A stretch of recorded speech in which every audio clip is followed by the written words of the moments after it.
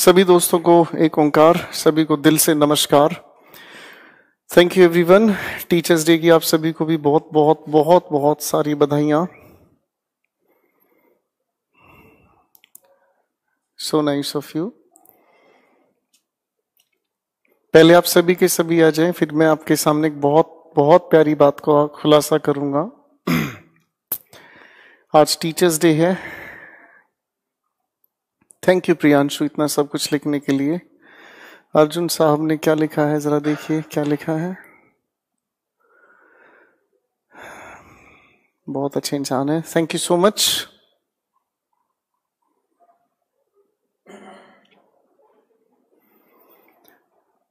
Thank you everyone. बहुत अच्छे इंसान है। तो टीचर्स डे पर आप सभी को बहुत बहुत बधाइयाँ, और आप सभी की बधाइयाँ मुझे भी कबूल हुई। आप लोगों का 5 सितंबर टीचर्स डे है और आप लोगों के लिए करियरविल ने एक बहुत अच्छी मुहिम शुरू की है। और आप लोगों के लिए जो कदम उठाया है करियरविल ने, लेडीज एंड जेंटलमैन, उसको थोड़ा सा ध्यान से सुन लें, समझ लें। आप लोगों के एग्जामिनेशन में एक सब्जेक्ट है जीएस सेक्शन में, और जिससे बहुत सारे क्वेश्चंस हमेशा एग्जामिनेशन पूछता है। और जीएस में खास बीमारी है। जीएस में खास बीमारी ये है कि काफी सारे टीचर्स एक लिमिटेड सा स्टॉक पढ़कर बैठे हैं और उसी चीज को बार बार क्लास में पढ़ाते हैं। नो डाउट उनके सारे के सारे जो एफर्ट्स हैं वो गलत नहीं होते, लेकिन हम सही टीचर उसे मानते हैं जो अपने सब्जेक्ट में एक अच्छी रिसर्च करता है, जो अपने सब्जेक्ट को अपग्रेड करता है, उसकी गहराइयों को छूने की कोशिश करता है और स्टूडेंट्स के लिए दिन रात मेहनत करता है।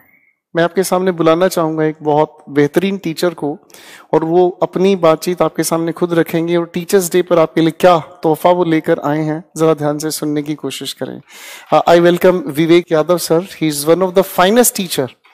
ये ज्योग्राफी से रिलेटेड आपके सामने एक छोटा सा तोहफा लेकर आए हैं 5 सितंबर का। जरा 2 मिनट इनकी सुनिए, फिर मोहब्बत हम आगे बढ़ाएंगे, प्लीज। Thank you sir. आप सभी लोगों को बहुत बहुत धन्यवाद, जिन लोगों ने काफ़ी सारे मैसेज वगैरह आए हैं और अभी कमेंट आ रहे हैं। सारे लोगों को धन्यवाद टीचर डे पे विश करने के लिए। तो जैसे आपने ऐप पर पोस्टर देखा होगा, 2 तरह से अनाउंसमेंट हुआ था। एक तो काफ़ी सारे लोगों के एग्जाम थे, जैसे रेलवे का एग्जाम था, टेट वगैरह के एग्जाम है, सीटेट, आप में से काफ़ी सारे लोग देते होंगे।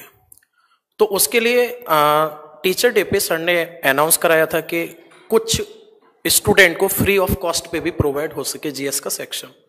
तो आज से ही शाम को 6 बजे एनवायरमेंट का फ्री ऑफ कॉस्ट पे बैच शुरू हुआ है।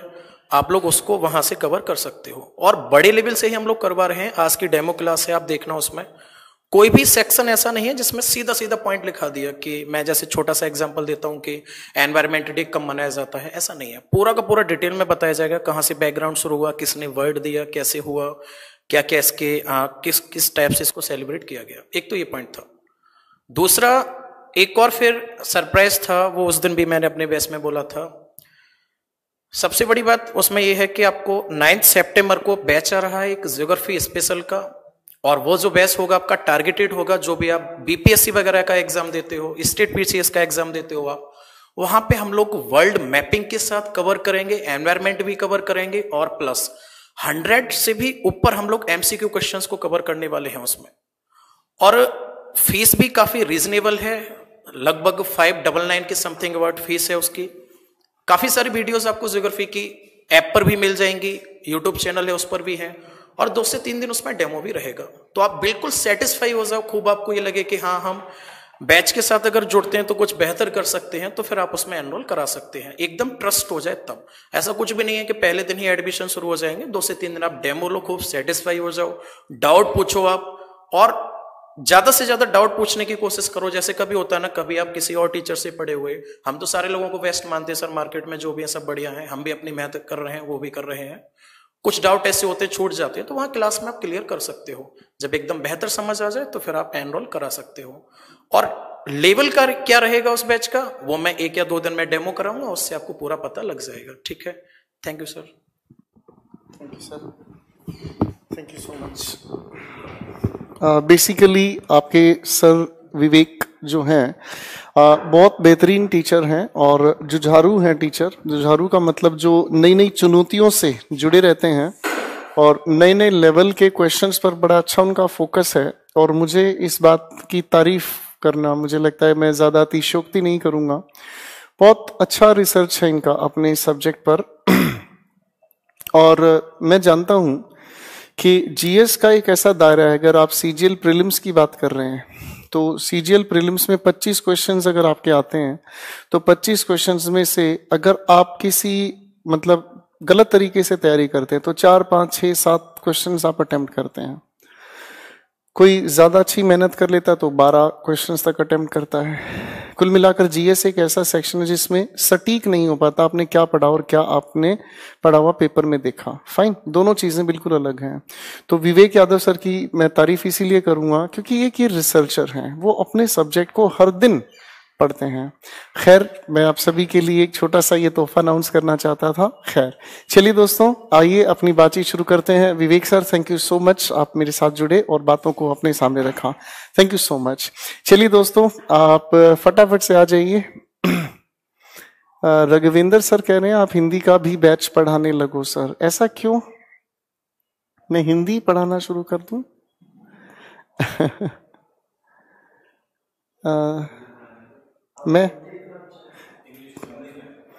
मैं हिंदी अच्छी बोलता हूँ, ऐसा है क्या? अरे Rahul, thank you so much. मैं अच्छा नहीं हूँ, मेरे प्यारे प्यारे ये जो बच्चे हैं ये बहुत अच्छे हैं और ये बहुत अच्छे पढ़ने वाले हैं। चलिए इन कमेंट्स को हटाते हैं। चलिए दोस्तों, thank you so much sir. मेरे दोस्तों, आइए कहानी को लेकर चलते हैं आगे। पिछली क्लास तक हम लोगों ने जो चीज समझने की कोशिश की थी, बेसिकली वो चीज हमारी नाउन की प्रैक्टिस पर चल रही थी। तो मुझे लगता है नाउन के प्रैक्टिस सेशन को मैं आगे बढ़ाता हूँ, फिर उसके बाद चीजों को आगे लेके चलेंगे। दोस्तों जरा नीरज साहब मुझे प्रैक्टिस क्वेश्चन फ्लैश करे आपके सामने। दोस्तों हम लोगों ने पिछली क्लास में करीब 30 क्वेश्चंस किए थे आप लोगों के साथ मिलकर। फाइन, नेक्स्ट क्वेश्चन सेक्शन पर आते हैं। तो 30 क्वेश्चंस हमने किए थे। चलिए दोस्तों, आज 31 से हम आगे लेकर चलेंगे। आइए दोस्तों, कहानी बड़ी प्यारी है हमारे सामने। Her hairs are not so straight. मैं आपके सामने क्वेश्चंस पर डिस्कशन करूंगा। आई होप आप लोग बड़े ध्यान से चीजों को समझने सुनने की कोशिश करेंगे और जहां एक्सप्लेनेशन की जरूरत होगी उस चीज को मैं लिखता हुआ चलूंगा और आप लोगों को हर एक चीज को समझाता हुआ चलूंगा। फाइन डियर स्टूडेंट्स, आइए बातचीत शुरू कर लेते हैं क्वेश्चन नंबर 31 पर। क्वेश्चन नंबर 31 कहता है हर हेयर्स आर नॉट। शायद हम लोग जानते हैं कि हेयर एक अनकाउंटेबल नाउन है, इसीलिए इसका प्लूरल नहीं बनता। आप इसे ठीक करें, her here is not so straight and silkie. ठीक है बच्चों, तो आपके हिसाब से बातचीत अपनी पूरी ठीक हुई। Her here is not so straight. Question number 32 पर आए। लिखा है can you imagine that she has 52 pairs of shoes. पिछली क्लास में हम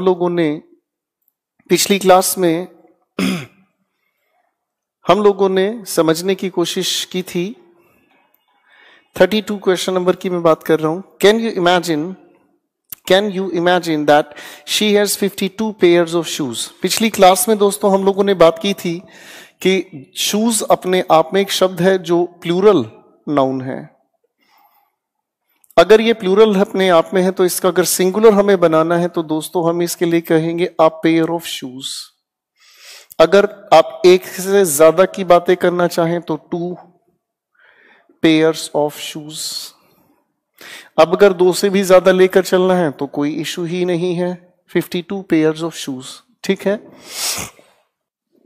तो क्वेश्चन नंबर हमारे सामने आया, can you imagine that she has 52 pairs of shoes. दोस्तों इस लिखे सेंटेंस के अंदर कोई भी एरर नहीं है। क्वेश्चन 32 के लिए आप मार्क करें नो एरर। क्वेश्चन नंबर 33 पर आ जाएं। लिखा है Manjeet has bought 4 dozens of eggs. बच्चों ध्यान से समझें, एग को अगर इसी तरीके से मैं समझना चाहूं तो egg basically singular countable noun हुआ। फाइन, अब अगर मुझे इसका प्लूरल बनाना है तो संख्या बतानी होगी, हाँ या ना। तो अगर मैं कहने की कोशिश करता हूं 5 तो ये बन गई मेरे सामने एग्स। अगर यूनिट में जोड़ने की कोशिश करता हूं तो ये हुआ हमारे सामने 5 डजन एग्स। अब आप इसे थोड़ा ध्यान से देखने की कोशिश करेंगे तो मेरे भाई इसमें किसी ऑफ की तो जरूरत ही नहीं है। तो क्वेश्चन नंबर 33 को ठीक करें। Manjeet has bought 4 dozen eggs, इसमें डजन और इधर ऑफ हटाकर लिखेंगे हम एग्स, ठीक है जी। तो यहाँ 4, जैसे यहाँ 5 मैंने लिखा, वहीं पर आपको इस करेक्ट आंसर की बात अगर करें तो 4 डजन एग्स।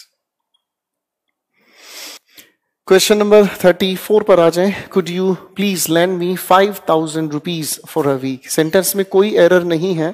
क्वेश्चन नंबर 34 के लिए आपने मार्क किया no error.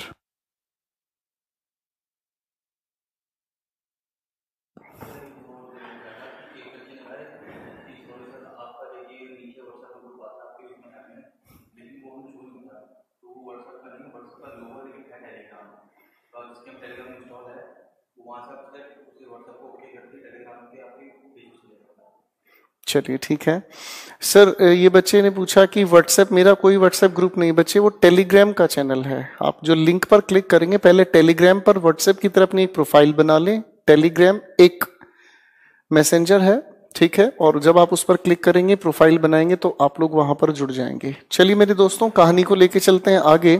Could you please land me 5000 rupees for a week. इस लिखे सेंटेंस में कोई एरर नहीं। क्वेश्चन 35 हमारे सामने पेश हुआ। Lack of people. देखो दोस्तों, इसे देखते ही आपको समझ आ गया होगा ये इंडेफिनिट कैटेगरी से जुड़ा है। इंडेफिनिट होने के नाते आप लैक ऑफ पीपल ना कहकर लिखेंगे लैक्स ऑफ पीपल, ठीक है बच्चों, करेक्ट करें, lakhs of people. A for apple को आपने ठीक किया। चलिए अगले क्वेश्चन पर काम करते हैं। Question number 36। 30 million of people. देखो बच्चों, ये डेफिनेट कैटेगरी से काम कर रहा है। डेफिनेट का मतलब क्या हुआ, जिसकी शुरुआत में हमें न्यूमरल लिखा मिलता है। क्या लिखा मिलता है?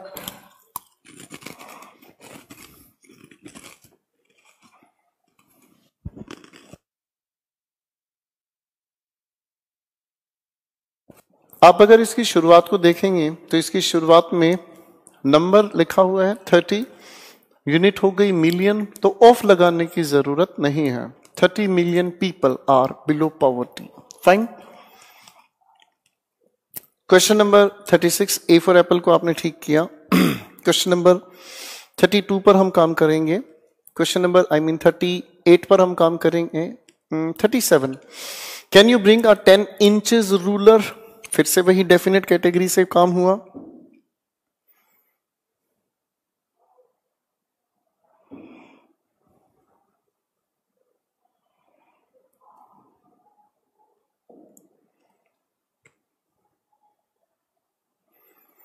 क्वेश्चन नेक्स्ट पर काम कर रहे हैं हम।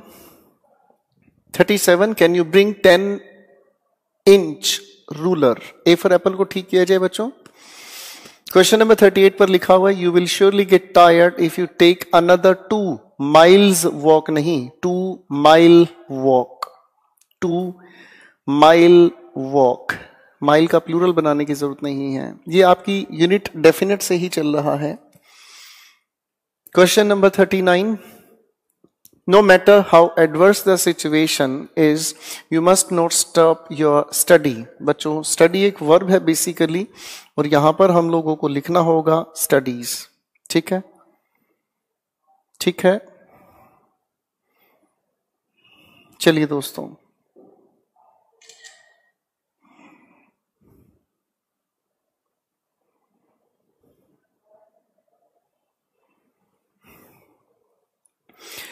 अगले क्वेश्चन पर काम करते हैं। Having won the world cup for 3 times on the trot, Australia must be in high spirits.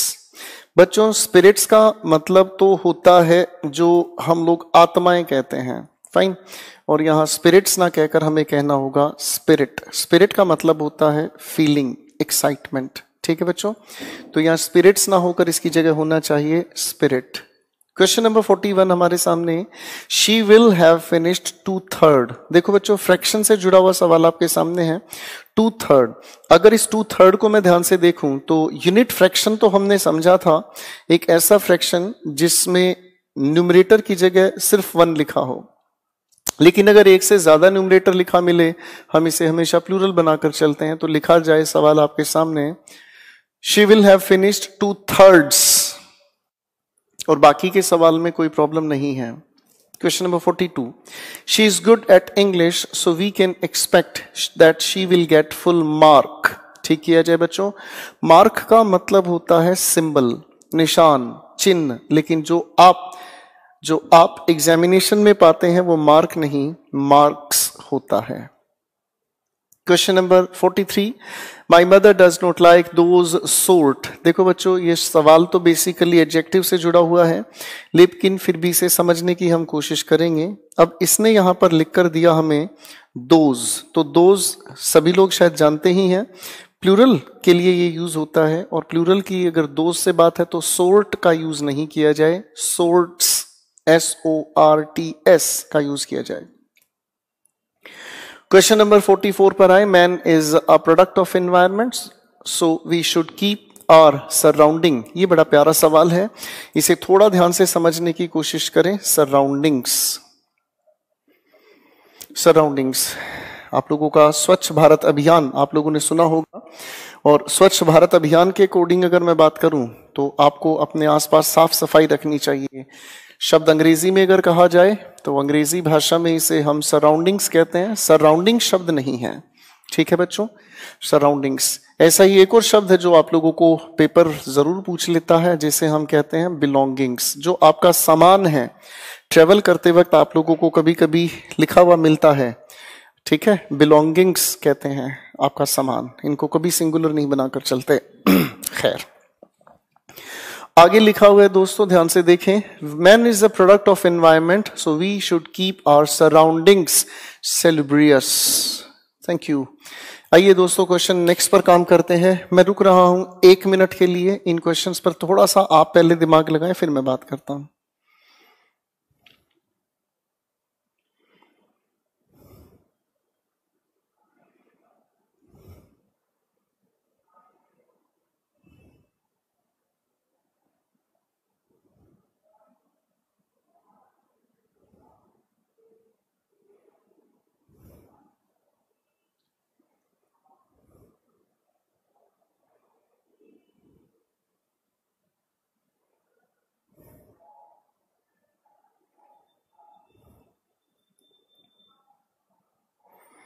चलिए दोस्तों, आप लोगों के लिए कहानी शुरू कर देते हैं।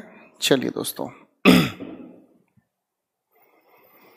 हमारे सामने क्वेश्चन नंबर 46 कहता है द रिच इज। देखो बच्चों, इस क्वेश्चन को अभी के लिए मैं सोल्व करवाना तो चाहूं तो करवा सकता हूं, लेकिन एक्चुअल रीजन आपको नहीं बता पाऊंगा। सो इसके रीजन तक का अगर आपको इंतजार करना है तो इस क्वेश्चन पर आप निशान लगा लें, इसे हम एडजेक्टिव्स में समझेंगे। Question number 45, question number 46, question number 47, question number 48, ये 4 क्वेश्चंस हैं, इनको हम एडजेक्टिव्स में समझेंगे। बिल्कुल चिंता की बात नहीं है। आपके टॉपिक्स के बीच में कुछ ऐसे क्वेश्चंस दिए जाते हैं जो दूसरे टॉपिक से ही रिलेटेड हैं, उनकी एक खास वजह होती है, ताकि जब आप उन टॉपिक्स को पढ़ना चाहोगे, सीखोगे, तो आपको समझ आएगा कि टॉपिक्स इंटर रिलेटेड होते हैं। ठीक है बच्चों, तो कृपया इस बात का ध्यान रखें। ये जो क्वेश्चंस हैं 45, 6, 7, 8, ये सब एडजेक्टिव्स में हम डिटेल में समझेंगे। फिलहाल के लिए सिर्फ आंसर्स की जांच ले लेना, ये कोई फायदा नहीं। क्वेश्चन नंबर 49 पर आए ladies and gentleman, stock of lectures. बच्चों, आप लोगों ने जो इससे पहले शीट लगाई थी फिलिप्स की नाउन में, उसमें आप लोगों ने पढ़ा है मेरे साथ मिलकर कि जब हम लेक्चर्स की बात करते हैं तो लेक्चर्स की बातचीत में हम लोग हमेशा यूज करते हैं सीरीज। ठीक है, सीरीज ऑफ लेक्चर्स, इसे करेक्ट किया जाए मेरे दोस्तों, सीरीज ऑफ लेक्चर्स। फाइन, तो सीरीज ऑफ लेक्चर्स के हिसाब से करें इस क्वेश्चन को। ठीक, क्वेश्चन नंबर 50 पर आ जाएं। क्वेश्चन 50 कहता है he saw a crew of ships. बच्चों ठीक करें इसे, फ्लीट ऑफ शिप्स। अपनी शीट से जरा पढ़कर देखें, शिप्स के ग्रुप को हम फ्लीट कहते हैं। ठीक है बच्चों, चलिए अगले क्वेश्चन पर आते हैं। अब आपका नेक्स्ट लेवल आपके सामने पेश होगा।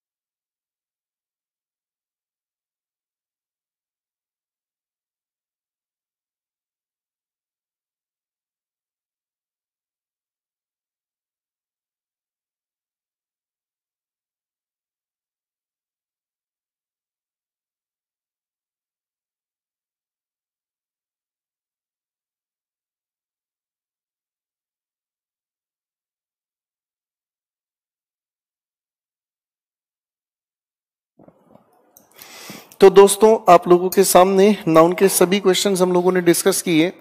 इनके अलावा जो भी आप चाहें नाउन से कोई भी क्वेश्चन सोल्व करना चाहें सोल्व कर सकते हैं।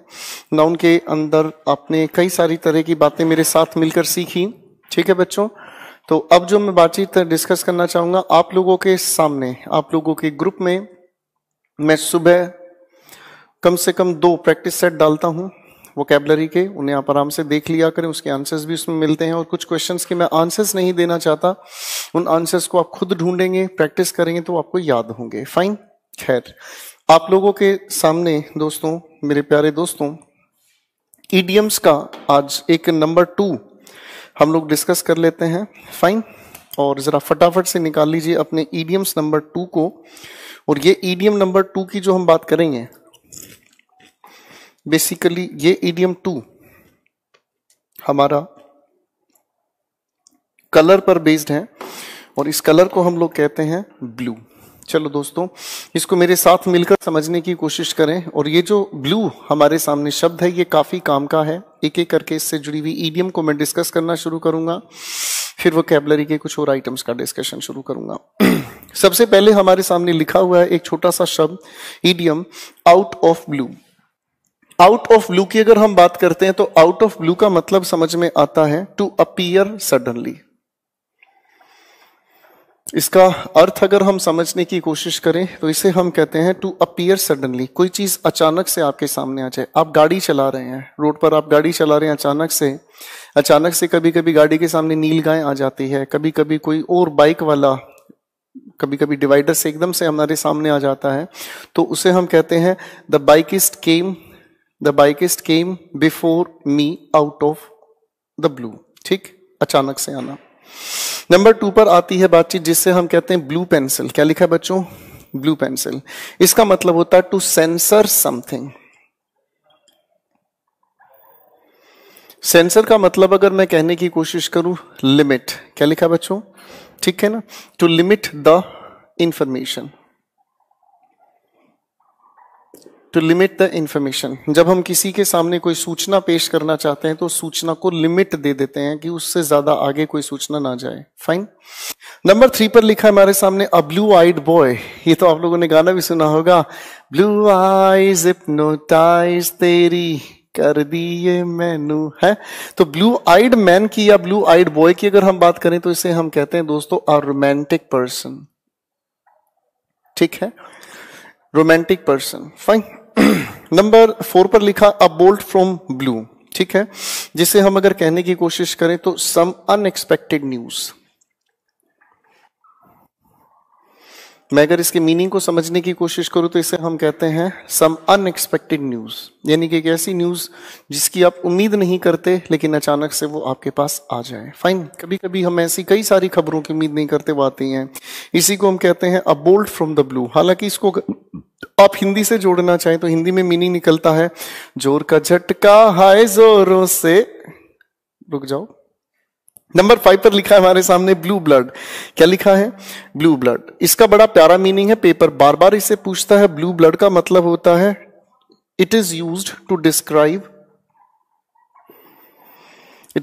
डिस्क्राइब अ पर्सन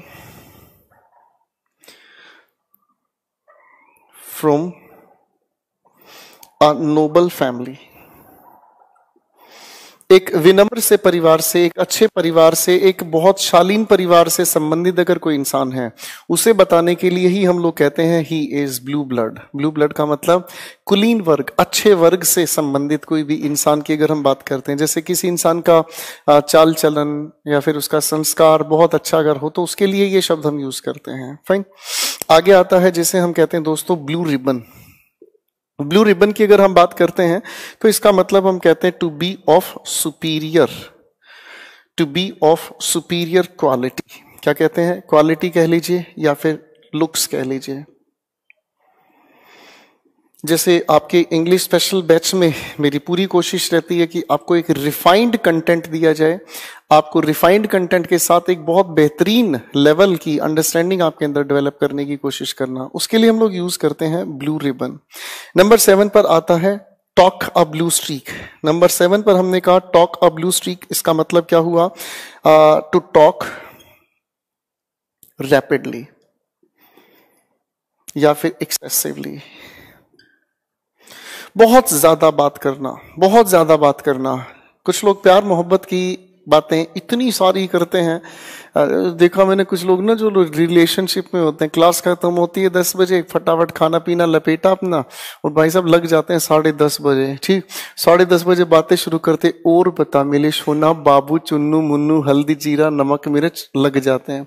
वो भाई साहब 10:30 से चलते चलते बात हो जाती 11:30, मोहब्बत वाली बातें होती हैं। फिर 11:30 बजे फिर हो जाता है किसी बात पर शीत युद्ध, 12 बज गए। फिर 12 से लेकर 1 बजा देते हैं लोग मनाने में। ठीक, फिर 1 बजे के बाद 2 बज जाते हैं सुलाने में। ये बदतमीजी है, शास्त्रों में इसे छिछोरापन कहा है, इसे कोई मतलब हासिल नहीं होता। लेकिन इससे एक ईडियम पैदा होगी जिसे हम कहते हैं to talk a blue streak. अब देखो मजाक में ना ये हमेशा याद रहेगा, to talk a blue streak, इसका मतलब बेवजह बातें करते रहना। ठीक है, मोहब्बत वाले लोग अक्सर ऐसा करते हैं, शास्त्रों के अनुसार ये ठीक नहीं है। आगे आता है बच्चों फील ब्लू। फील ब्लू का मतलब होता है टू फील डिप्रेस्ड। डिप्रेस्ड का एक सिनोनिम और याद रख लें, डिजेक्टेड। ठीक है, डिजेक्टेड का एक और याद रख लें, फॉरलोर्न। ठीक है जी। अब अगर हम कहते हैं या फिर अगर मैं कहूं तो सोलिटरी, जब आप अकेले महसूस करते हैं, अकेलापन महसूस करते हैं, उदास हताश निराश, अकेले हैं चले आओ कहाँ हो, it means you are feeling blue. Fine. आप लोगों ने मूड को रिप्रेजेंट करने के लिए भी हम ब्लू का यूज करते हैं। जैसे अगर मैं कहता हूं you are looking blue today, इसका मतलब ये नहीं तुम नीले पड़ गए हो, इसका मतलब ये तुम उदास दिख रहे हो। ठीक है, अब ब्लू सॉन्ग्स हम कहते हैं, सैड सॉन्ग्स के लिए कहते हैं, चन्ना मेरे, या कुछ शिकारियों के लिए खास गाना बना। चलो नंबर 9 पर लिखा है मेरे प्यारे दोस्तों, जिसे हम कहते हैं ब्लू इन द फेस। क्या लिखा है बच्चों? फिर से बोलो जरा। बिल्कुल ठीक कहा। इसका मीनिंग बड़ा प्यारा है, to try hard to win one's agreement. जब आप किसी की सहमति को पाने के लिए बहुत मेहनत करते हैं, ये भी प्यार प्रेम की दुनिया में जो लोग हैं उनके लिए है। मैं ये बता इसलिए रहा हूं कि जो अभी भी हमारे सामने 370 आर्टिकल की बात कही गई पार्लियामेंट में, तो जेंटलमैन अमित शाह के लिए बड़ा मुश्किल था कि सभी का वोट ऑफ कंसीडरेशन लेना। ठीक है ना, तो उन्हीं के लिए यूज किया गया है sir basically blue in the face. इसका मतलब blue in the face, it was very difficult for him to win the agreement of all the members of parliament. ठीक है बच्चों, चलिए थोड़ी आगे लेके चल लेते हैं एक अगली वोकैबुलरी को। नंबर 9 पर के बाद आगे आता है हमारे सामने once in a blue moon. क्या लिखा? Once in a blue moon. ठीक है ना, इसे हम कहते हैं टू ऑकर, होना, हैपन। ऑकर अगर हम कहना चाहें तो हैपन। और इसकी अगर हम बात कहें एक्सट्रीमली, क्या कहा मैंने? एक्सट्रीमली रेयरली, बड़ी मुश्किल से कोई घटना होती है या बड़ी मुश्किल से कोई चीज हो, कई कई दिनों में, कई कई वर्ष में, कहते थे नहीं ईद का चांद। ठीक है ना, तो जिसका बेसब्री से इंतजार हो और वो बहुत मुश्किल से हो, और अगर हो तो अनएक्सपेक्टेडली ही हो जाए। फाइन। क्वेश्चन नंबर 11 पर हमारे सामने आता है मेन, या फिर जो बॉयज इन ब्लू लिखा है, बेसिकली ये डिस्क्राइब करने के लिए यूज होता है, to use to describe policeman या द पुलिस को डिस्क्राइब करने के लिए यूज किया जाता है। ठीक है ना, मैन इन ब्लू। बेसिकली भाषा जिनकी है वहां उन लोगों के पुलिस के जितने भी ऑफिसर्स होते हैं वो ब्लू ड्रेस पहनते हैं। हमारे यहाँ मैन इन ब्लू यूज किया गया अपनी क्रिकेट टीम के लिए, शायद आप लोग जानते हैं। फाइन, क्योंकि इंडिया की क्रिकेट टीम की ड्रेस ब्लू है, मैन इन ब्लू। हम लोग अपने इंडिया के जितने भी सोल्जर्स हैं उन्हें कहा कहते हैं मैन इन। देखो ये जो शब्द लिखा हुआ है आप लोगों को बड़ा अजीब लगेगा, इसकी प्रोनाउंसिएशन अगर आप पढ़ेंगे ध्यान से, इट इज नॉट खाकी, खा नहीं, इट्स खाकी, काकी। ठीक है, इसकी प्रोनाउंसिएशन में दोनों जगह का यूज होता है, काकी, इट इज नॉट खाकी। खैर मैं बता क्यों रहा हूं ये आप अपना आराम से देख भी सकते हैं, इसकी प्रोनाउंसिएशन बड़ी टिपिकल है। इट इज काकी नॉट खाकी। खैर लीव दैट थिंग। देखो बच्चों, आपको कोई चीज अगर पहली बार पता चले उसे सीखना जरूर चाहिए। क्यों? क्योंकि आपकी लिमिट्स एक स्टूडेंट के दायरे में नहीं रहेंगी। एक ना एक दिन आपको इस स्टूडेंट के दायरे से बाहर निकलना है। एक ना एक दिन आपको एक बड़े लेवल पर पहुंचना है जहां आपके बोले गए शब्दों को सामने वाला बड़े ध्यान से सुनना चाहेगा। आप बोलते क्या, इससे सबसे पहले उस इंसान पर फर्क पड़ता है। नंबर 12 पर लिखा है दोस्तों ब्लू कॉलर। इस ब्लू कॉलर को अगर हम कहने की कोशिश करें, it is used to describe, हम इससे डिस्क्राइब करने की कोशिश करते हैं लेबरर्स को। लेबरर्स को अगर कहना चाहें तो, या फिर हम कहने की कोशिश करें तो फैक्ट्री वर्कर्स। ठीक है जी, तो मैं रुक रहा हूं 1-2 मिनट के लिए। पहले इनको बड़े ध्यान से देख लें। अगर आपका मन करे तो बेशक आप लिख भी सकते हैं, फिर कहानी में आगे लेकर चलना चाहूंगा। Please take your time.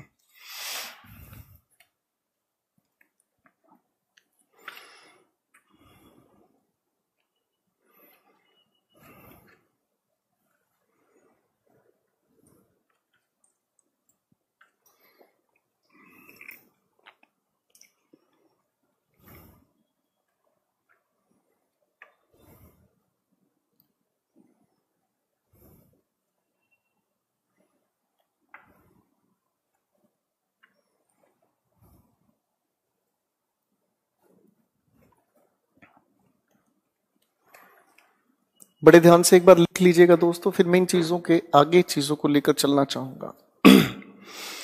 जैसे ही हमारा कोई टॉपिक कंप्लीट होता है, तो टॉपिक कंप्लीट होने के बाद हमारे पास भरपूर समय होता है, जिस समय में हम लोग अपने वोकैब के तरीके सीख सकते हैं। फाइन। और वोकैब के तरीके ही हम लोगों को वोकैब को याद करने सिखाते हैं। ठीक है मेरे भाई, वोकैबलरी को याद करने के लिए अगर हम लोग एफर्ट्स दूसरे तरीके से लगाएं तो वो गलत होगा।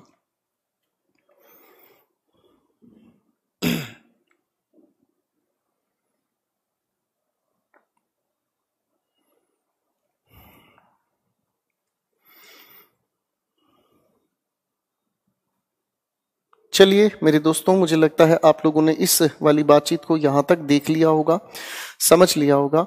मैं अब आपके सामने लेकर चलना चाहूंगा वोकैबलरी का ही एक डिस्कशन। कई सारे बच्चे हमेशा पूछते रहते हैं, सर वोकैबलरी होगा? बिल्कुल होगा। जहां हम किसी भी एक टॉपिक को फारिग करते हैं, टॉपिक के फारिग करने के बाद हम लोग वोकैबलरी की ही बातें करना चाहेंगे बच्चों। ठीक है ना?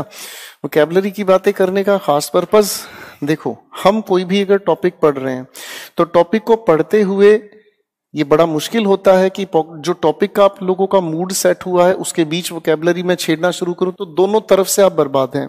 ना तो वो आप वोकैब को लेकर माइंडसेट ठीक रख सकते हैं और ना ही आप टॉपिक पर कंसीडरेशन। इसलिए बहुत अच्छा तरीका, टॉपिक खत्म हुआ, थोड़ा सेशन वोकैबलरी के लिए आपको बूस्ट कर देना है, फिर आगे चीजों को लेकर चलेंगे। फाइन, चलते हैं, थोड़ी सी बात को लेकर चलते हैं। मैं अब आपके सामने मिलकर कुछ बातों को लेकर चलना चाहूंगा, और ये बेसिकली हमारा जो होगा डिस्कशन वो रूट को लेकर होगा। जब हम इस रूट की बात करते हैं तो रूट शायद हम लोगों ने नाउन के दौरान भी समझा है, basic form of a word.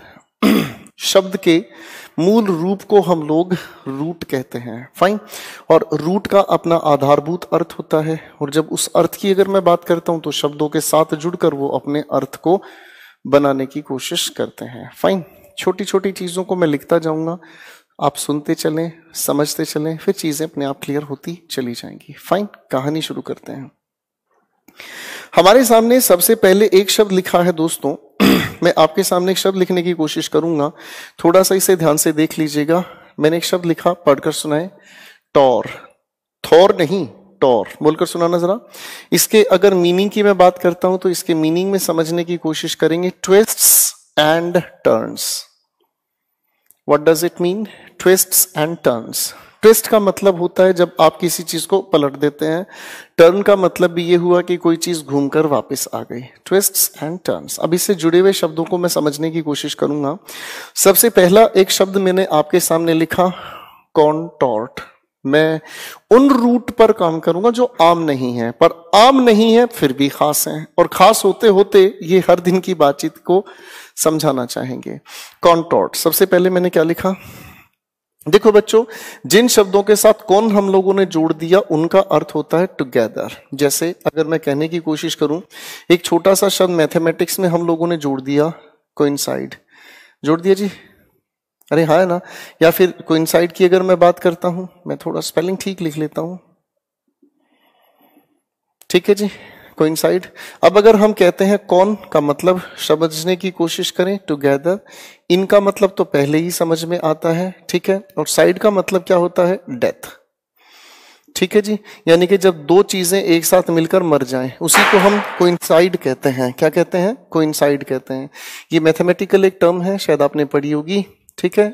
Coincide करने वाले दो सेंटर्स को कंसेंट्रिक कहने की कोशिश करते हैं। फाइन, चलिए। जैसे अगर मैं कहने की कोशिश करूं आपके सामने कंजंक्शन, एक शब्द मैंने आपके सामने लिखा जिसे हम कहते हैं कंजंक्शन, ठीक। अब कौन की अगर मैं बात करता हूं तो मीनिंग हुआ टुगेदर, जंक्ट की अगर मैं बात करता हूं प्लेस, तो इसका मतलब जब दो चीजों को हम साथ लिखने की कोशिश करते हैं तो कंजंक्ट हुआ, और कंजंक्शन इसी से बना है। फाइन, क्लियर होगी बात। देखो एक बार फिर से समझने की कोशिश करो। कंफ्यूज, क्या लिखा बच्चों, तो कौन का मतलब वही हुआ हमारे सामने टुगेदर, और फ्यूज का मतलब होता है मिक्स, ठीक है। जब आप दो ओपिनियन को आपस में मिला देते हो तो कंफ्यूज हो जाते हो। समझ में आ रही है बात ही। तो बच्चों मेरा डिस्कशन रूट पर है, और इस रूट के आधार पर हम कितने सारे शब्दों को बना सकते हैं, समझ सकते हैं, पैरेलल ये चीजें देखने की कोशिश करेंगे, ठीक है।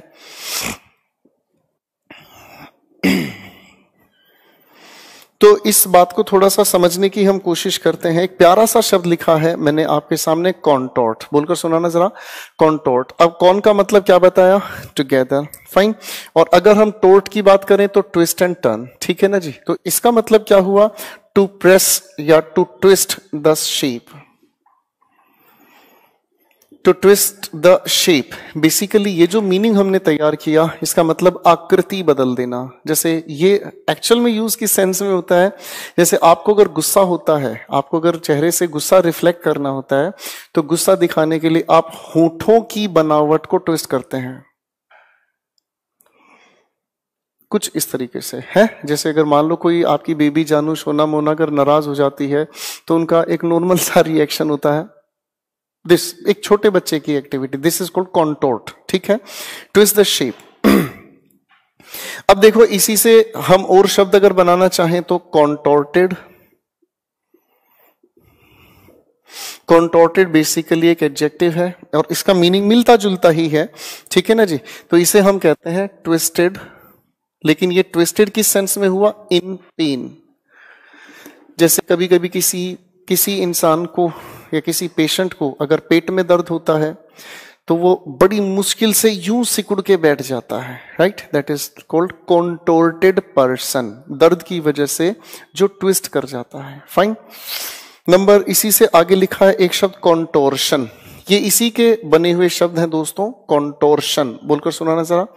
मुझे ऐसा क्यों लग रहा है कि आयन की बातचीत तो हम लोगों ने नाउन बनाने में शुरू कर दी थी, हाँ है ना। जिन शब्दों के साथ ईडी लगाते हैं वो एडजेक्टिव बन रहे हैं, वजह क्या, पार्ट्स ऑफ स्पीच समझाएगा।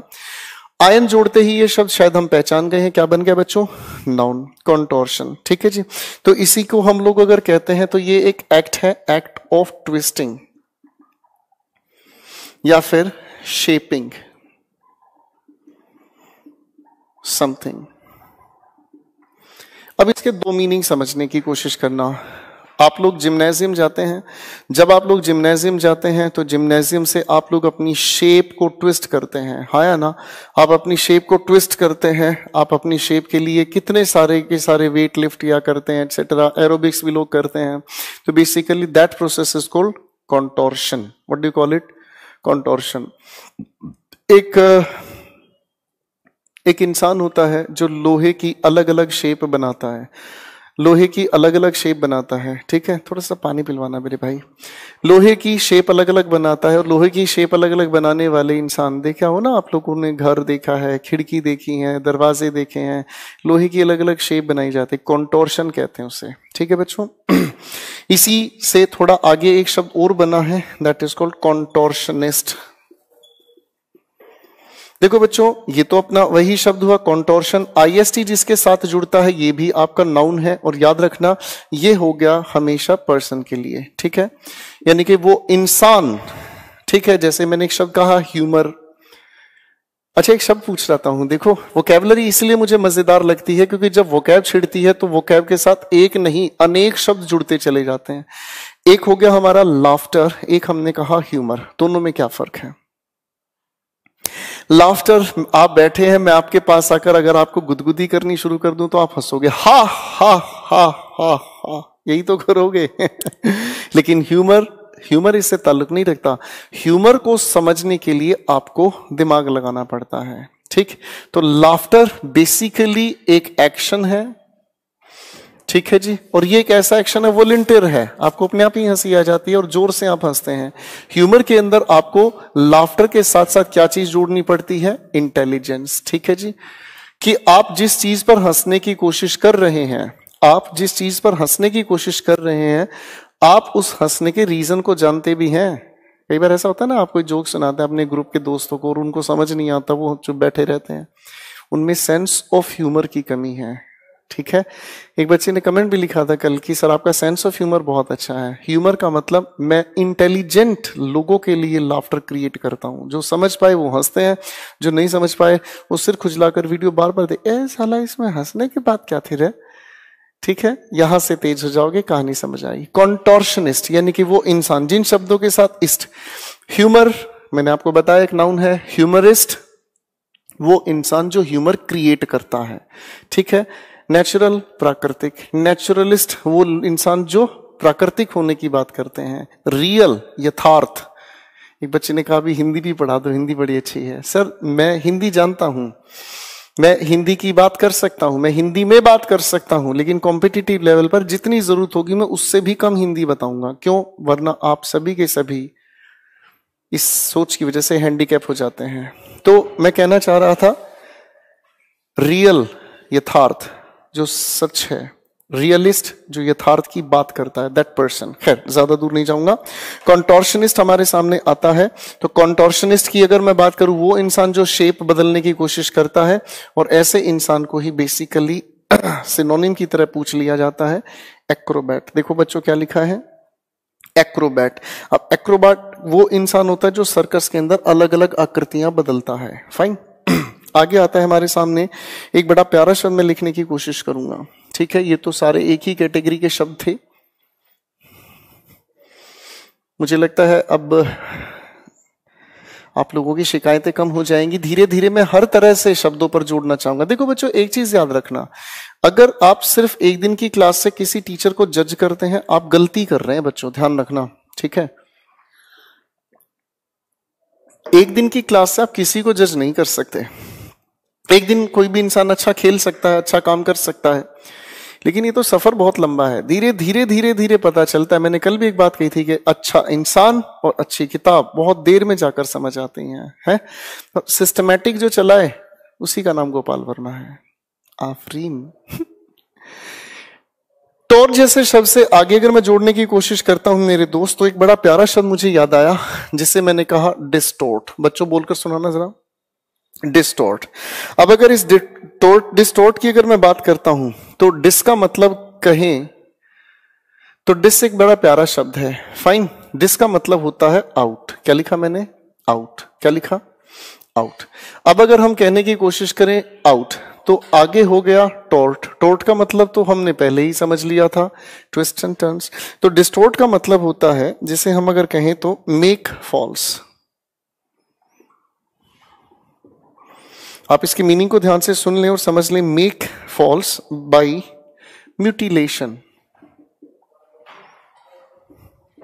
और एडिशन। किसी चीज को जोड़कर या किसी चीज को हटाकर किसी के फिजिकल अपीयरेंस को ट्विस्ट कर देना, टर्न कर देना।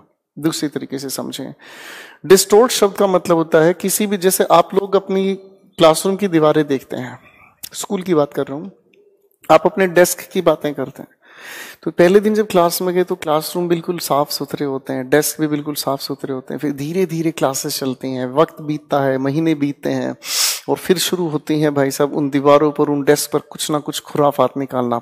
पिंकी लव्स पपीता, चंपा मेरी है, गुलाबों का पति, call me after 10 PM baby. Toilets पर कुछ का कुछ लिखा हुआ मिलता है, कुतुब मीनार चले जाओ, वहां उसकी दीवार पर लिखा मिलता है, तू मेरी है काजल, मैं कसम आग लगा दूंगा। ये सब बकवास, डिस्टोर्ट करना कहलाता है। बेसिकली ये अपने आप में एक वर्ब है। डिस्टोर्ट शब्द से एक अगला शब्द बनाया हम लोगों ने, डिस्टॉर्टेड। देखो अभी अभी हम लोगों ने समझने की कोशिश की थी, ईडी लगाते ही यही बात एडजेक्टिव की तरह बन जाती है। फाइन। डिस्टॉर्टेड, ठीक है ना। जिसे अगर हम कहने की कोशिश करें तो ये इसी का मीनिंग तैयार हुआ, अगली। क्या कहा? अगली। अगली को अगर हम कहें तो बैडली फॉर्म्ड, जिसकी शेप बुरी हो गई हो उसे हम डिस्टॉर्टेड कहते हैं। अब देखो डिस्टॉर्टेड के बाद एक अगली कैटेगरी उसी तरीके से तैयार हुई, डिस्टॉर्शन। देखो डिस्टॉर्ट आपका वही है, आयन जोड़ते ही थोड़ी देर पहले ही बताया था, ये क्या हुआ? नाउन। ठीक है जी। तो नाउन होने का मतलब क्या हुआ? बिल्कुल जी, एक्ट ऑफ, जो भी आप लिखा हुआ है ये ऊपर वाली बात, act of making something bad. किसी चीज को भद्दा बनाने की कोशिश करना, मेकिंग समथिंग बैड। किसी चीज को भद्दा या बुरा बनाने की एक छोटी सी कोशिश, उसे हम डिस्टॉर्शन कहते हैं। डिस्टॉर्शन के बाद एक आती है अगली बात, ठीक है, मैं इसे लिख ही लेता हूं, एक्सटॉर्ट। बोलकर सुनाना जरा। जब इस एक्स की हम बात करते हैं तो इस एक्स का मतलब भी होता है आउट। क्या कहा? आउट। ठीक। अब आउट का मतलब होता है जिसे आप निकालने की बात करते हैं। फोन फिर से बोलना जरा, निकालने की बात करते हैं। फाइन। अब अगर मैं इस टॉर्ट की बात करता हूं तो जो आपके सामने टर्न है, अगर उसे आप निकालने की कोशिश करते हैं तो एक्सटॉर्ट का मतलब होता है जब आप किसी से कोई चीज निकलवाते हैं, उगाही करते हैं। इसका मतलब समझ में आता है, ऑब्टेन बाय इंटिमिडेशन। उगाही करना, किसी से वसूली करना, जब आप किसी से कोई चीज पैसा ऐंठते हैं, एक्सटॉर्ट, मनी एक्सटॉर्ट। अब एक्सटॉर्ट से ही शब्द बना है, ये तो देखो लिखते ही समझ में आएगा, एक्सटॉर्शन। जब आयन हम लोग जोड़ते हैं तो ये बना नाउन, ये तो अपने आप में वर्ब है। एक्सटॉर्शन ये बेसिकली एक क्राइम है, मैं लिख लेता हूं, it is a crime to exact money.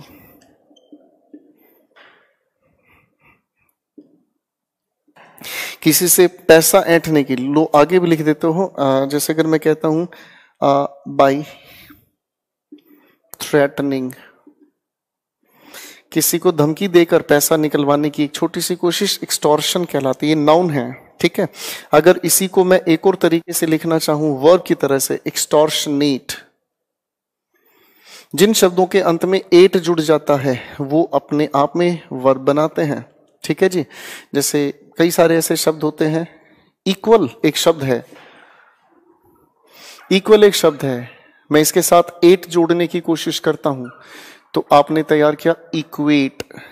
अब इसमें एल कहां गया? ये इनफिक्स है, नाउन में समझाया है शायद मैंने ये चीज। इक्वेट, किसी चीज को बराबर कर देना। Fine, right. ऑनर की अगर वर्ब बनानी है तो ऑनरेट, ठीक है। और अगर किसी के सम्मान, जो खोए हुए सम्मान को वापस लाना, तो एक्स ऑनरेट। एक्स का मतलब अभी अभी हमने बताया आउट, ठीक है ना, यानी कि किसी के खोए सम्मान को वापस देना। फाइन, क्लियर है। ऐसे ही शब्दों की तैयारी होती है, इनफिक्स भी होगा इसमें। एक्सटॉर्शनेट का मतलब क्या हुआ?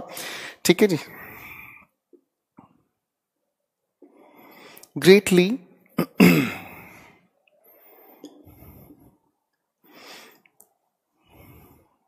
आप इसे दूसरे तरीके से लिख लीजिएगा, to exceed greatly in degree. जब आप किसी इंसान के सामने मतलब कोई भी व्यवहार में बहुत ज्यादा बहुत ज्यादा बहुत ज्यादा लीनियंट हो जाएं, बहुत ज्यादा गुस्सैल हो जाएं या बहुत ज्यादा प्यार दिखाने की कोशिश करें तो इसे हम कहते हैं एक्सटॉर्शनेट।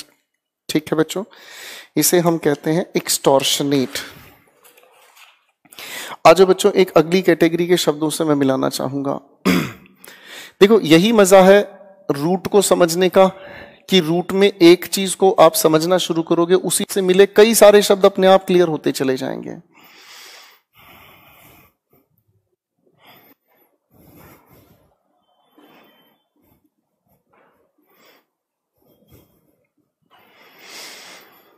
आगे एक शब्द आता है हमारे सामने जिसे हम लोग कहते हैं रिटॉर्ट।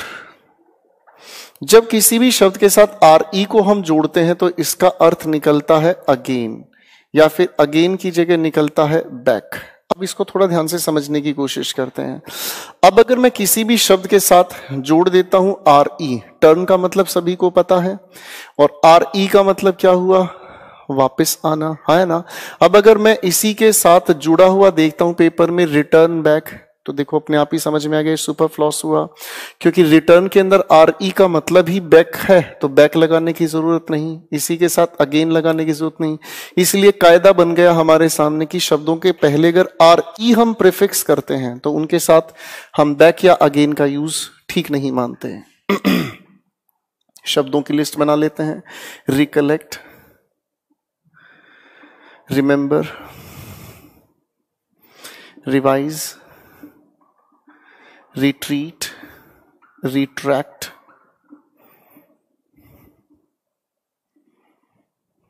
रिट्रेंचमेंट। बड़ा प्यारा शब्द आजकल ये वन वर्ड सब्स्टिट्यूशन में भी आ रहा है, रिट्रेंचमेंट। बेसिकली आजकल आर्थिक व्यवस्था बड़ी ढीली ढाली चल रही है, और इस आर्थिक व्यवस्था का जो डाउन होना है वही कारण है कि जितने भी प्राइवेट कंपनीज हैं उनमें से एम्प्लॉइज को हटाया जा रहा है। ठीक है ना जी। अ प्रोसेस, ये लिखवा देता हूं बच्चों, बहुत इंपॉर्टेंट, इसे बिल्कुल दिल से याद कर लेना। A process through which the employees are fired due to recession. ठीक है जी। तो ये इकोनॉमिकल एक टर्म है हमारी, ठीक है ना, इकोनॉमी के से रिलेटेड है ये बात, इसे थोड़ा याद रख लें। चलिए मेरे बच्चों, रिटोर्ट को अगर मैं समझने की कोशिश करता हूं तो रिटोर्ट का इनफैक्ट मीनिंग क्या समझ आता है, टू आंसर। अब मुझे यहां पर बैक लिखना पड़ा ताकि इसके मीनिंग को मैं समझा सकूं। ठीक है बच्चों, रिटोर्ट। अब रिटोर्ट से और कोई भी शब्द आप बनाना चाहें बेशक बना सकते हैं। चलो एक नए शब्द से मैं आपको मिलाना चाहूंगा जिसे हम कहते हैं टॉर्क। टॉर्क। अच्छा बच्चों, गाड़ी आप लोग लेते हैं, बाइक हो, स्कूटी हो, 4 व्हीलर हो, कुछ भी हो। आप जब भी गाड़ी लेते हैं, कोई भी 2 व्हीलर 4 व्हीलर डजंट मैटर, कोई भी गाड़ी आप लेते हैं तो गाड़ी का टेस्ट राइड लेते हैं। टेस्ट राइड लेने के अंदर आप क्या चीज ऑब्जर्व करते हैं, स्लैंग है एक जिसे हम कहते हैं पिकअप। ये स्लैंग है, मैंने बताया नाउन में आपको, ये एक स्लैंग है पिकअप। बेसिकली उसे पिकअप नहीं कहते हम, उसे हम टॉर्क कहते हैं। आप गाड़ी की एक्सेलरेशन या फिर स्पीड वाला रेस, ये भी स्लैंग है रेस। आप रेस पेडल को दबाते हैं और गाड़ी एकदम से झटका जो लगाती है, आपका शरीर पीछे की तरफ झटका लगाता और गाड़ी आगे भागती है, इसे टॉर्क कहते हैं, ट्विस्टिंग फोर्स। ट्विस्टिंग फोर्स, एक ऐसी फोर्स जिसमें आपको ट्विस्ट किया जाता है, टर्न किया जाता है। गाड़ी आगे जा रही है, आप पीछे झटका लगा रहे हैं, ठीक है, टॉर्क बोलते हैं। ये स्लैंग है। अगर हम कहते हैं गाड़ी के अंदर पिकअप बहुत अच्छा है, ठीक है, गाड़ी की रेस दे, रेस नहीं दी जाती, एक्सेलरेट करो। ठीक है जी, मैं उन पर भी काम करूंगा, एक्सेलरेट भी एक रूट कैटेगरी में आएगा हमारा।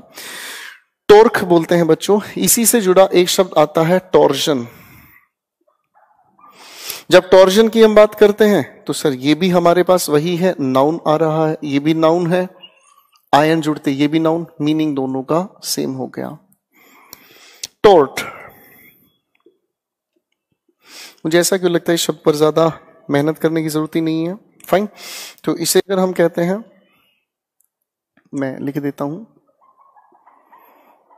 रॉन्ग डूइंग, किसी के लिए कोई भी गलत करना, कोई भी गलत व्यवहार, कोई भी गलत तरह से कोई एक्टिविटी परफॉर्म करना, उसे हम टोर्ट कहते हैं। ठीक है, अब इस टोर्ट से ही हमारा जो शब्द बना है वो टॉर्चर बना है। शायद आप इसका मीनिंग समझ गए होंगे। ठीक है जी, अरे हाँ ना। अगर हम कहने की कोशिश करें फीलिंग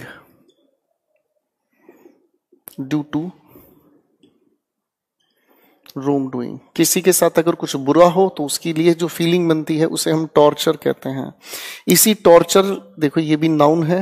आप अगर इसी टॉर्चर से बच्चों, अगर एक दूसरा शब्द मैं आपके लिए लिख रहा हूं, टॉर्चरस, बेसिकली एक एडजेक्टिव है।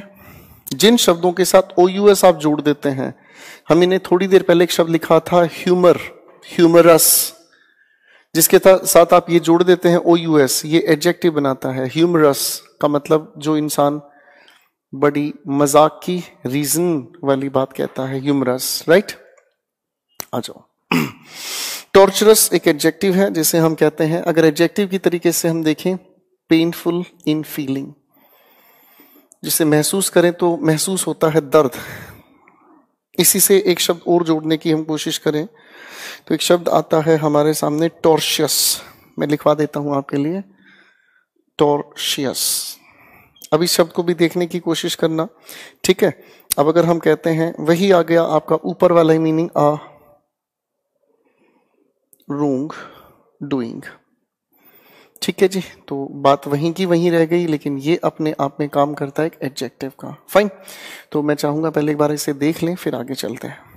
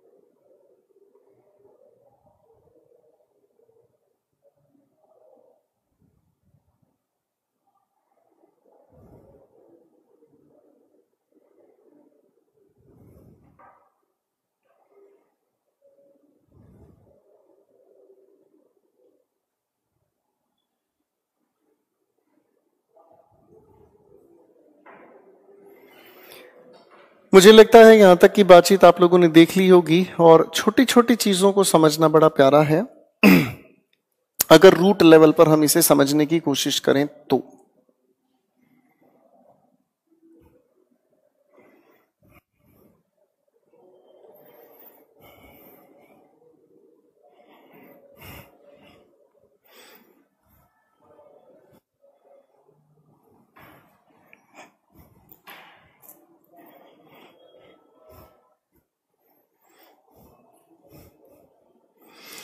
तो दोस्तों मुझे लगता है अब मैं थोड़ी सी आप लोगों से बात कर लेता हूं, ठीक है। और आप लोगों के पास मैं छोटी सी इन्फॉर्मेशन बता देता हूं।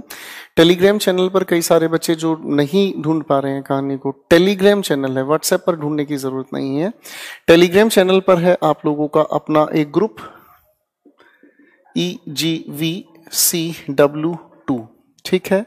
इसी के अंदर आप अपने डाउट्स वगैरह पोस्ट कर सकते हैं, पर प्लीज सेंसिबल डाउट्स, बेवजह की बातों को पोस्ट करने की जरूरत नहीं है। कई बार ऐसा भी होता है कि क्लास के अंदर जिस चीज को मैं बता चुका हूं, कुछ लोगों को हो सकता है नहीं समझ आ पाए, क्योंकि पहली बार हो सकता है चीजों को गहराई से समझना चाहते हैं तो अगर नहीं समझ आ पा रही है उस चीज के लिए प्लीज आप अपनी वीडियो को दोबारा 3 बार 4 बार जितनी बार आप चाहें देख सकते हैं। टेलीग्राम पर ये आपका ग्रुप है, फाइन। और टेलीग्राम पर ही चैनल में बता भी चुका हूं, इंग्लिश विद गोपाल वर्मा है। और इसी के ऊपर अब हर दिन मैं आप लोगों के लिए कुछ प्रैक्टिस मटेरियल डालता रहूंगा, फाइन। चलो मैं एक बार थोड़ी सी बात कर लेता हूं आप लोगों के।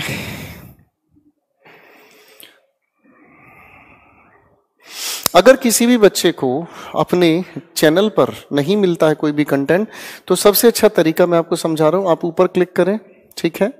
और ऊपर क्लिक करने के बाद आप लोगों को शेयर्ड मीडिया एक ऑप्शन लिखा हुआ मिलेगा। शेयर्ड मीडिया पर आप आएंगे तो इसके अंदर सारा का सारा जो भी शेयर किया गया आज तक की फोटोग्राफ्स, जो भी मैटर सर इसमें डाला गया है, आप उसे देख पाएंगे। तो अभी अगर आप लास्ट वाले शब्दों को ध्यान से देखें, लास्ट वाले जो शब्दों को आप देखें जो आज आपके लिए डाले गए थे, उनका थोड़ा थोड़ा मैं डिस्कशन करना चाहूंगा, आप सुनना चाहें सुन सकते हैं। तो एक छोटा सा सवाल डाला गया, the sworn enemies have decided to bury the hatchet। to bury the hatchet का मतलब क्या होता है? In fact to make peace. A for apple इसका करेक्ट आंसर हुआ, यानी कि जो लड़ाई झगड़े की इस फीलिंग को खत्म करता है। ठीक है बच्चों, अब ये जितने भी मैं आपको मटेरियल दे रहा हूं बेसिकली मेरी आने वाली नेक्स्ट बुक का सारा कंटेंट है, ठीक है ना, इसीलिए मैं आप लोगों के लिए दे रहा हूं। देखो नंबर 2 पर लिखा है, he is a strange fellow, it is very difficult to deal with him, it seems that he has a bee in his bonnet। To have a bee in one's bonnet का मतलब क्या हुआ? N obsession about something, किसी चीज के लिए दीवानापन होना, पागलपन होना। ठीक है, नंबर 3 पर लिखा है, the politician was able to sway the mob with his gift of the gab. Gift of the gab का मतलब होता है दोस्तों जी फ्लुएंसी ऑफ स्पीच, जिस जो बोलचाल की भाषा में बहुत निपुण हो, ठीक है, उसे हम कहते हैं gift of the gab. Number 4 पर क्वेश्चन आया, Akshay can turn his hand to anything. To turn one's hand to anything का मतलब होता है किसी भी हालात में अपने आप को एडजस्ट कर लेना। ठीक है, D for Delhi correct answer हुआ, adept himself to the situation. Question number 5 हमारे सामने दिया गया है, the speaker gave a bird's eye view. क्या लिखा है?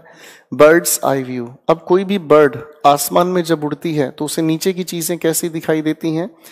हैं जी, इसे कैसी दिखाई देती हैं? देखो इसके ऑप्शंस पर काम करते हैं। ऑप्शन हमारे सामने दिया गया है अ जनरल आई व्यू। वैसे मैं इसका आपको और भी एक आंसर बता सकता हूं, बर्ड्स आई व्यू की अगर हम बात करें तो इसे हम कहते हैं एन ओवरव्यू। जब आप किसी चीज को ऊपर से देखते हैं तो सरसरी दृष्टि से देखने वाला काम हुआ, बर्ड्स आई व्यू। इसी के ऑपोजिट आता है वोम्स आई व्यू। तो इसका मतलब क्या हुआ वोम्स आई व्यू? तो एन अंडर व्यू। ये तो खैर आपको जल्दी से समझ ही नहीं आएगा, अंडर व्यू का मतलब क्या हुआ। ठीक है जी, अब मैं इसको थोड़ा सा समझा देता हूं। A point of view from a lower class for the high class। अब इसे समझने के लिए प्लीज कोई बुरा ना माने, ये सिर्फ इसका मीनिंग है। वोम्स आई व्यू का मतलब, अब वोम्स कहां चलते हैं? जमीन पर। अब उसके देखने का तरीका क्या हुआ? जब कोई जमीन पर रेंगने वाला जो वर्म है अगर वो ऊपर देखने की कोशिश करेगा तो उसे बहुत सारी चीजें बड़ी बड़ी ही नजर आएंगी। ये एक मेटाफोरिकल अप्रोच है, समझने का तरीका है, कंपैरिजन है बेसिकली। एक वर्म, उसके सामने जितनी भी चीजें वो जमीन के ऊपर ही हैं और जब वो उन चीजों को देखता है तो वो उन चीजों के लिए एक पॉइंट ऑफ व्यू बनाता है कि सारी चीजें बड़ी हैं। तो वर्म का सिंबॉलिकली यूज हुआ लोअर क्लास के लिए और जो उसने व्यू करना है वो हाई क्लास स्टैंडर्ड को देखना है। ठीक है, ये समझने के लिए ही है, पूछा गया पेपर में इसलिए मुझे आपको बताना पड़ा। तो आपके क्वेश्चन 5th के लिए आपने कहा जी general view, A for apple. ठीक है, आगे आते हैं नंबर 6 पर, his best jokes fell flat. Number 6 पर आया है फेल फ्लैट का मतलब क्या हुआ कि किसी का उस पर ध्यान ही नहीं गया, है ना। कोई अगर हम कहते हैं किसी का अगर कोई गलत सा या बेकार सा कोई जोक, पुअर जोक, पीजे जिसे हम कहते हैं, अगर कोई उस पर ध्यान ही ना दे तो इसका मतलब क्या हुआ? He fell flat in his humour. तो इसका मतलब आपकी तरफ से करेक्ट आंसर होता है बिल्कुल जी, B for Bombay, were not paid attention to. Number 7 पर आ जाए, लिखे हैं the detective left no stone unturned to trace the culprit. बिल्कुल ठीक है जी, इसके लिए हमने आंसर मार्क किया सर। 7th का डी है, यूज्ड ऑल अवेलेबल मीन्स। जैसे आप कभी भी कोई जॉब ज्वाइन करते हैं तो आपसे सामने वाला पूछता है आप हमारी कंपनी के लिए क्या कर सकते हैं, आप जवाब देते हैं यही वाली ईडियम के आधार पर, ठीक है ना। I would leave no stone unturned, इसका मतलब मैं हर कोशिश, हर संभव प्रयास करूंगा। ठीक, इसी चीज के लिए हमने करेक्ट आंसर तैयार किया। तो 7th के लिए आपका आंसर हुआ डी फॉर दिल्ली। क्वेश्चन 8 पर आता है, having sold off his factory mister Roy is now a gentleman at large. Gentleman at large का मतलब क्या हुआ? बिल्कुल ठीक, he has no serious occupation. अब उसके पास कोई और काम धंधा बचा ही नहीं। ठीक है, नंबर 9 पर हमारे सामने क्वेश्चन आया दोस्तों। They sold their house because it was a real white elephant. White elephant, एक तो घर पर कहते हैं ना जी हाथी पालना कितना खर्च होता है, हाँ है ना, कितना खर्च होता है हाथी को पालने में, इतना खाता है हाथी, माय गॉड बहुत सारा खाता है। अब इसने इस एलिफेंट के साथ सर वाइट भी जोड़ दिया। अब वाइट का मतलब क्या हुआ? एक ऐसी चीज जो बहुत एक्सपेंसिव हो, खर्च में भी और रखने में भी। फाइन, और इसीलिए इसका मीनिंग जो हुआ, बी फॉर बॉम्बे करेक्ट कहता है एन एक्सपेंसिव वन।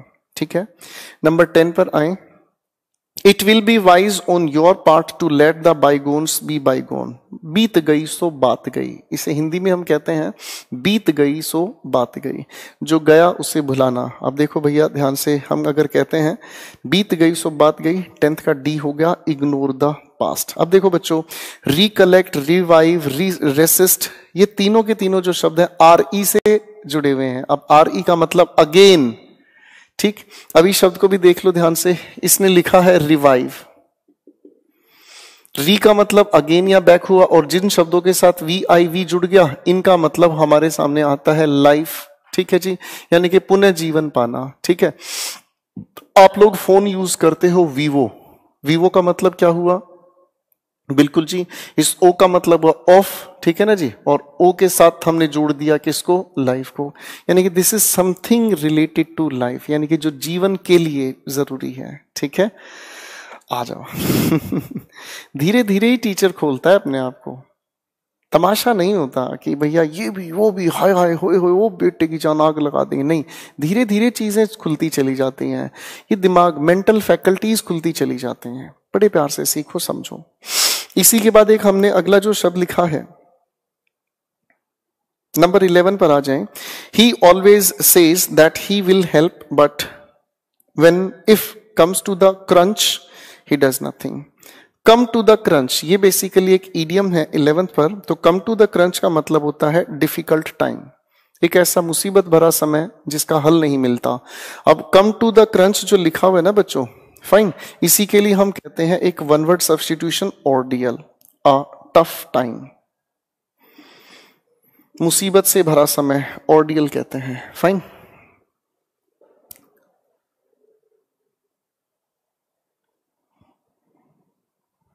इसी के लिए अगर हम कहते हैं टफ टाइम या टफ वर्क, बहुत भारी काम, जिस काम को आसानी से नहीं कर पाए।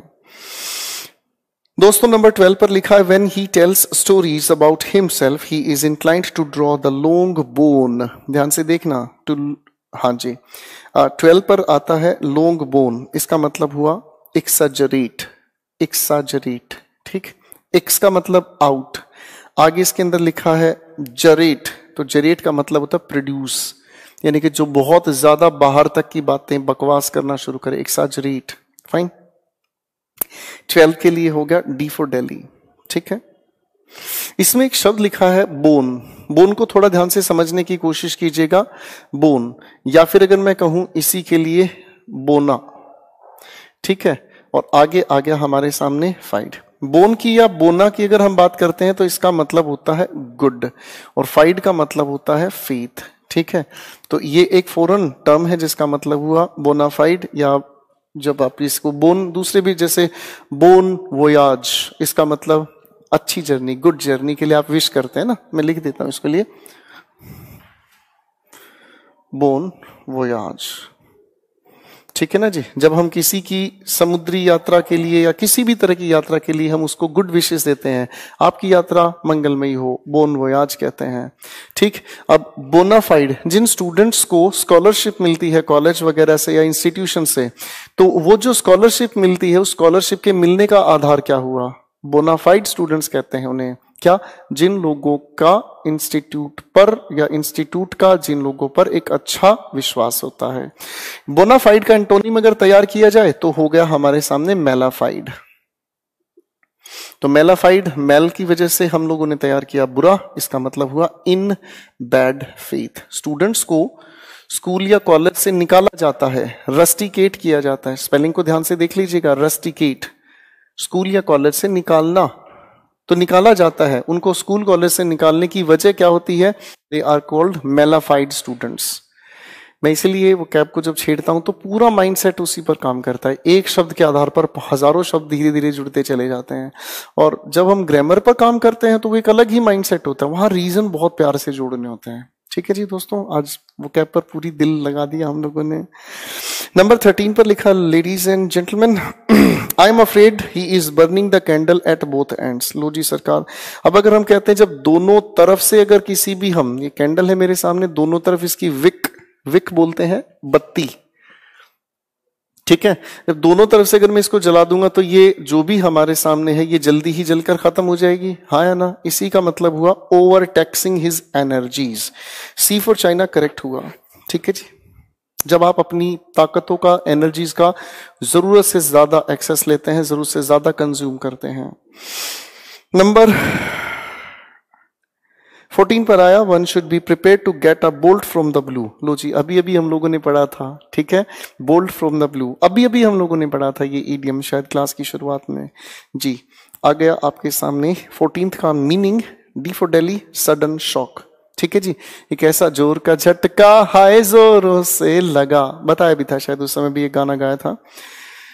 क्वेश्चन नंबर 15 आता है, he will win the election hands down. Hands down बड़ा प्यारा शब्द है, इसे ध्यान से देख लीजिएगा। हैंड्स डाउन का मतलब इनफैक्ट होता है विन इजीली, कि हाथ आपके नीचे है, हैंड्स डाउन, और फिर भी आप कोई चीज अगर जीत रहे हैं इसका मतलब एफर्ट्स लगा ही नहीं रहे हैं। You got my point, efforts लगाए ही नहीं जा रहे हैं। तो एफर्ट्स अगर लगाकर कोई चीज जीतते हैं तो हैंड्स अप, अलग बात होगी, खैर उन पर मैं काम करूंगा बाद में।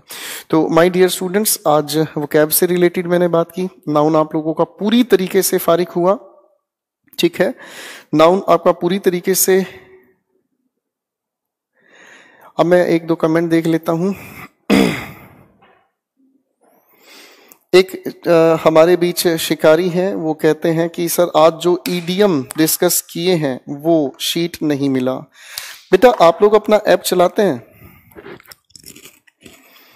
आप लोग अगर अपने ऐप को चलाएंगे, मैं इसीलिए इन मूर्खानंद से कभी कभी परेशान हो जाता हूं, और टीम बिल्कुल बर्दाश्त नहीं करती ऐसे लोगों को।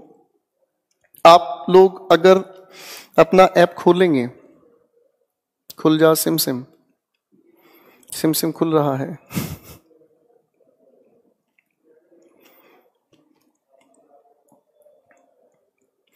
तो जब आप अपनी इस बातचीत को सर खोलने की कोशिश करेंगे तो नोट्स वाले सेक्शन पर आओ, इसमें ईजीवी ईडीएम नंबर 2 पर आओ। ये आपके सामने पूरी की पूरी बात आ गई है। बताओ हैंड आउट के लिए क्या मैं आपके घर पर आऊंगा बताने के लिए? कॉमन सेंस लगाओ यार, इस पर लिखने से कुछ होगा? तौहीद अंसारी साहब कहते हैं सर आपका कोई प्रैक्टिस बैच नहीं चलता। प्रैक्टिस बैच चलता है, लेकिन अभी प्रैक्टिस बैच का स्लॉट खाली होते ही हम बनाएंगे, बिल्कुल चिंता की बात नहीं है।